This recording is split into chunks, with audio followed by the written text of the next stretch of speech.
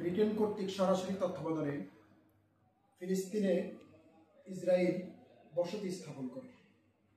প্রথম পর্যায়ে রিফিউজি হিসেবে তারা সেখানে আসে। দুর্ভাগ্যক্রমে বিভিন্ন যুদ্ধের মাধ্যমে ধীরে ধীরে তারা পুরো ফিলিস্তিন শহরকে দখল করে নেয়। রাষ্ট্রটি তাদের হাতে চলে যায়।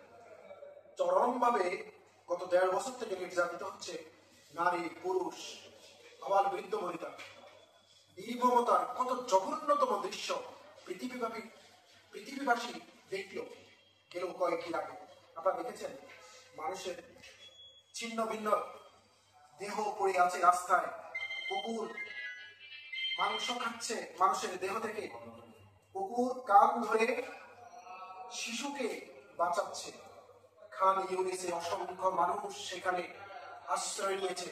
খান ইউনিস থেকে কোনো মানুষকে পেছনে ঢুকতে দেওয়া হচ্ছে না। মানব সভ্যতার ইতিহাসে এই ধরনের বড়তম জঘন্যতম ঘটনা আর একটাও নেই।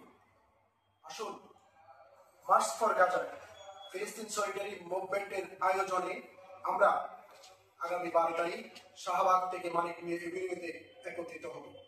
আমি আসছি, আপনিও আসুন। দল মত নির্বিশেষে সবাই এই মার্চে আমরা অংশগ্রহণ করি। সারা পৃথিবীকে আমরা কয়েক কোটি মানুষ একত্রিত হয়ে এই নৃশংস অমানবিক পাশবিক হত্যাকাণ্ডের বিরুদ্ধে আমরা সোচ্চার হই। আসসালামু আলাইকুম ওয়া রাহমাতুল্লাহি ওয়া বারাকাতুহু।